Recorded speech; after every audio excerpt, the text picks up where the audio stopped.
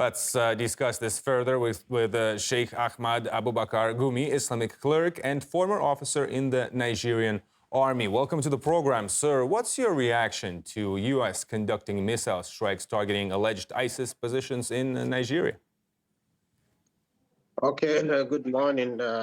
It's not only my reaction. The general temperature here is that this is uncalled for, and that people are getting worried that America is giving itself the prerogative to attack Nigeria anyhow, anytime it wants, and it's infringing on our sovereignty. So this is very uncalled for. Nigerian military can handle this situation very well, but it needs support. Support not from the direct attack and aggression from a foreigner on the country. Nigeria, we had a civil war in which many countries assisted Nigeria in quelling that rebellion.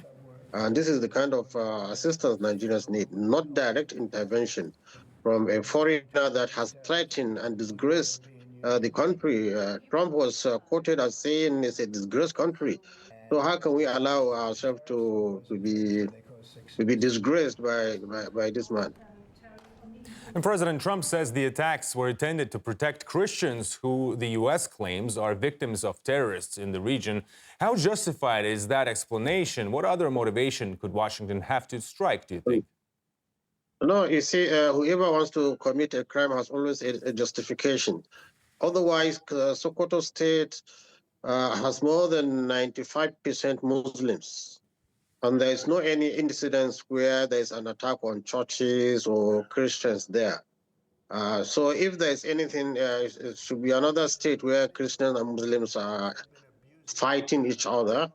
That is where we expected, even if there is going to be. But as a principle, we reject totally that any foreigner should fire and attack us in any sense or in any form, and also coerce Nigeria into accepting this status.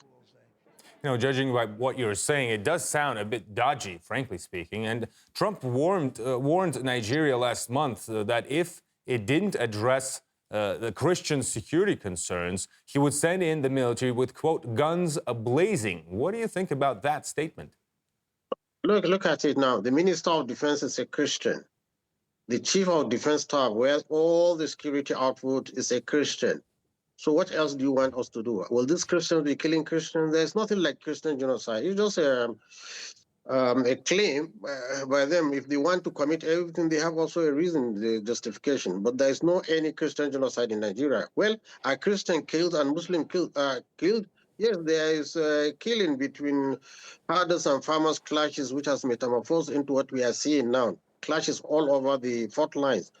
But Muslims attacking Christians or Christians attacking Muslims in a form of genocide is not in Nigeria now. So it's just a claim, and they have an ulterior motive, which is what all Nigerians, most Nigerians believe. Maybe they want a base in Nigeria because they don't have access to the Sahel region and many other things. Nigeria is full of minerals. Nigeria is an oil-producing country. Nigeria has gold, uranium, or name it, we have it. So I think there is a foreign greed about what Nigeria has. And the Nigerian government has repeatedly responded by saying it would never turn a blind eye to religious persecution. How could a large-scale operation be expected to root out extremist groups in rural parts of the country?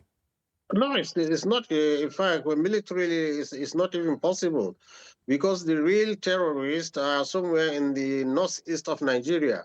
Now they will be hiding and getting themselves, because they have seen what America can do. It's not going to cure anything. It's only going to destabilize the nation. And look at how villagers now are afraid. They can't even, they can't sleep in their villages.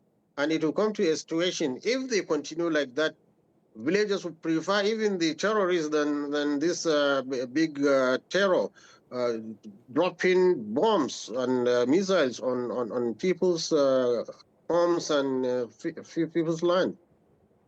And Nigeria has also confirmed that it's engaged in a security operation with the United States. What do you think about that cooperation, especially given the U.S. track record on eliminating terrorist groups in Africa? You see, if there is that cooperation, we need to hear it before the attack from Nigerian sources. But Trump has said it is a Christmas gift he has given to Nigerians, and so I think the discrepancy between the narration between the Nigerian government and the American pronunciation, one can smell there is something fishy about that. You've just heard a message that echoes the cries of the oppressed and the resolve of the free. At Biafra Battle Cry TV, we stand firm in amplifying voices that challenge tyranny and defend humanity. Stay vigilant, stay united, and never stop speaking truth to power. Until next time, keep the fire of freedom burning.